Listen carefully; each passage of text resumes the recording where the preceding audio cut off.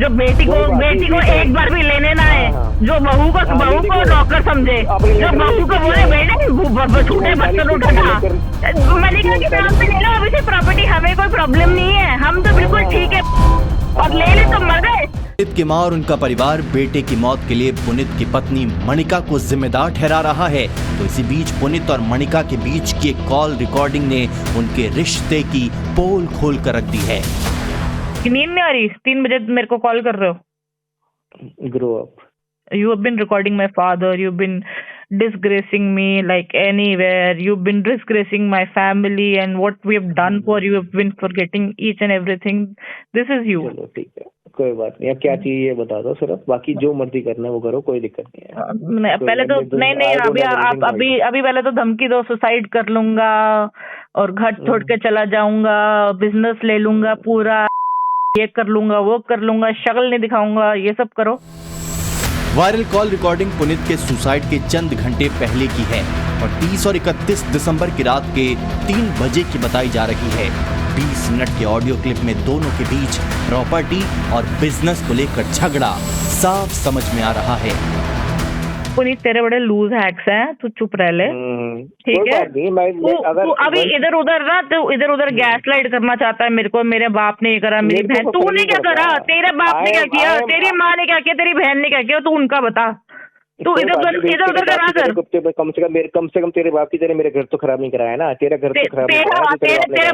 तेरे बाप ने तो सीधा प्रॉपर्टी मांग ली रात को, प्रॉपर्टी चाहिए, प्रॉपर्टी। हाँ तो तूने कुछ प्रॉपर्टी, तेरे नाम प्रॉपर्टी हुई थी, तूने अपने बाप को नहीं बताया ना?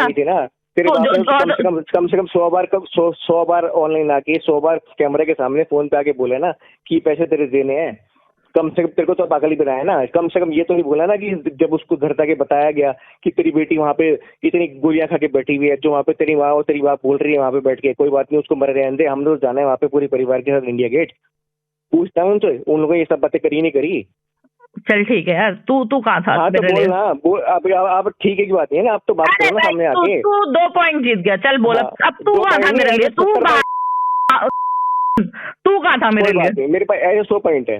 हाँ तो 100 पॉइंट है, मैं तेरे लिए 1000 निकाल लूंगी। की बात नहीं है, जब मैंने साथ दिया तो दिया है। यार तू ना, अब तू मर अब प्रॉपर्टी के लिए, तेरे को लगता है ना प्रॉपर्टी तू मर अब, तू गोल्ड के लिए मर ना। कोई बात नहीं, मेरे पास तो कोई है नहीं खोने को, कोई बात नहीं। जो तुमने लेना था सब मेरा वैसे ही ले लिया है। जो जिंदगी मैंने तुम्हारा नाम करी थी सबने वैसी मेरी ले रखी है। कोई पुनीत और मणिका के बीच रिश्ता कितना टॉक्सिक था, ये उनके आखिरी फोन कॉल की रिकॉर्डिंग से आसानी से समझा जा सकता है। वायरल ऑडियो में मणिका पुनीत को गाली देते हुए सुनाई दे रही है। दोनों एक दूसरे पर कई गंभीर आरोप लगा रही हैं। इस बीच दोनों का एक सीसीटीवी फुटेज भी सामने आया है। फुटेज में तारीख 4 अगस्त 2023 दिख रही है। दोपहर के 3:15 बज रहे हैं। दावा है कि कमरे में दरवाजा बंद है और एक चेयर पर मणिका दिख रही है, तो सेंटर में एक चेयर पर पुनीत बैठा हुआ है। सॉफ्ट ड्रिंक पीते पीते मणिका बीच बीच में पुनीत को धमका रही है, गाली भी सुनाई दे रही है। ओवर कॉन्फिडेंस से बैठा ना, फटेगी तेरी एक दिन, रोइयो फिर फोन पे। पुनीत के सुसाइड की कहानी बहुत हद तक बेंगलुरु के एआई इंजीनियर अतुल सुभाष की स्टोरी से मेल खाती दिख रही है। परिवार के लोगों के मुताबिक 2016 में पुनीत की शादी मॉडल टाउन की ही रहने वाली मणिका पाहवा के साथ हुई थी। 2 साल तक पुनीत अपने पेरेंट्स से अलग पत्नी मणिका के साथ रहा, लेकिन जब दोनों के बीच नहीं बनी तो पुनीत अपने घर आ गया। मणिका अपने मायके में रहने लगी। हालांकि यहाँ शादी के 8 साल बाद भी बच्चे नहीं हुए। लेकिन सबसे बड़ा सवाल है कि दोनों के बीच ऐसा क्या हुआ कि नौबत सुसाइड तक पहुंच गई। बताएंगे आपको।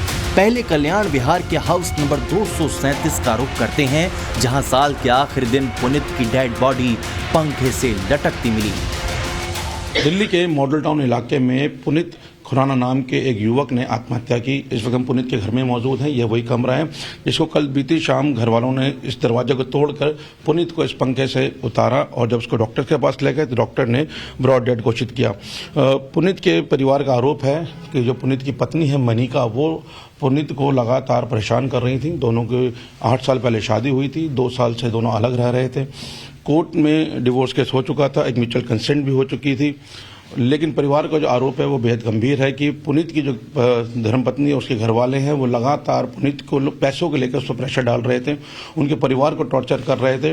दोनों का एक संयुक्त व्यापार था, परिवार के बीच में पैसों का लेन देन भी था, लेकिन परिवार का यह आरोप है कि पुनीत की पत्नी जब से अलग हुई है तब से ही पुनीत के ऊपर पैसों को लेकर एक दबाव डाल रही थी और उनको लगातार धमकियां देती थी, मैसेज धमकी भरे भेजती थी, ना सिर्फ पुनीत को बल्कि उनकी बहन को, उनकी माँ के बारे में भी अपशब्द लगातार वो बोलती थी। पुनीत और मणिका के परिवार वाले उनकी शादी के पहले से एक दूसरे को जानते थे। पुनीत के पिता का दावा है कि दिल्ली की रोहिणी की उनकी प्रॉपर्टी बेचकर 1,65,00,000 रुपए जो मिले थे वे उन्होंने मणिका के पिता को कर्ज में दिए थे। शादी के बाद पुनीत और मणिका ने कैफे शुरू किया था, लेकिन वो कुछ दिन के बाद बंद हो गया था। कैफे में भी इस प्रॉपर्टी का कुछ पैसा इस्तेमाल हुआ था। वहीं जिस मकान में पुनीत अपने परिवार के साथ रह रहा था वो मकान भी मणिका के नाम है। पुनीत के परिवार का कहना है कि तलाक के बाद प्रॉपर्टी में सेटलमेंट होना था, लेकिन मणिका और उसके घर वाले पुनीत पर पैसों का दबाव बना रहे थे और उसे प्रताड़ित कर रहे थे। अब परसों रात को उसकी और मणिका की लड़ाई हुई है।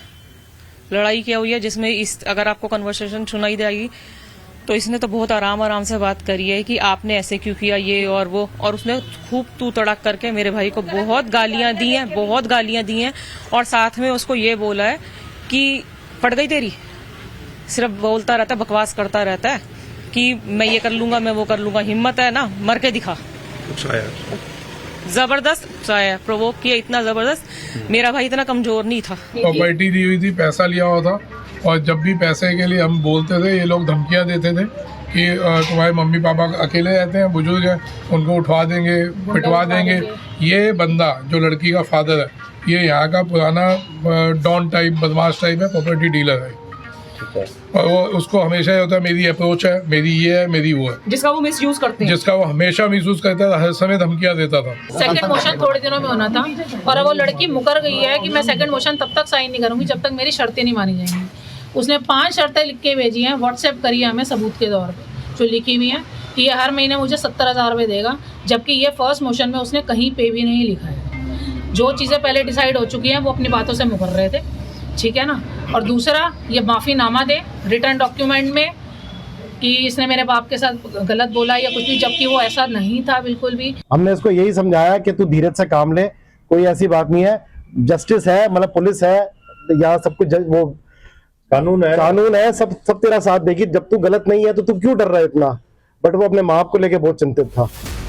पुनीत के परिवार वालों के जो आरोप है वो दोनों के बीच की वायरल कॉल रिकॉर्डिंग से भी जाहिर हो जाता है। मणिका पुनीत के बीच बातचीत में सिर्फ और सिर्फ बिजनेस और पैसों की बात हो रही है। तेरे मत पुराना को मैंने ना खड़ा करा ना सड़क पे, मेरा नाम बदल दियो। मणिका जगदीश पावा था, मणिका जगदीश पावा ही रहेगा मेरा नाम। हाँ तो बिल्कुल रहेगा और रहना भी चाहिए, कोई दिक्कत नहीं है उसमें। पर अपने माँ बाप से बढ़ के कुछ नहीं है तो नहीं है, पर ऐसा बाप नहीं होना चाहिए जो अपने बच्चों के बलबूते में ऐसे ही दूसरों को हरास करके अपना घर। ऐसा बाप भी नहीं होना चाहिए जो बेटे का घर खराब करे, जो बेटी को एक बार भी लेने ना है, जो बहू को नौकर समझे, जो बहू को बोले बेटे छूटे बर्तन उठा। मणिका के नाम पे ले लो, अभी से प्रॉपर्टी, हमें कोई प्रॉब्लम नहीं है, हम तो बिल्कुल ठीक है। और ले ले तो मर गए। तूने कोई नाम पे शेयर लिया, तूने कोई नाम पे करोड़ों इन्वेस्ट करे मेरे बाप ने।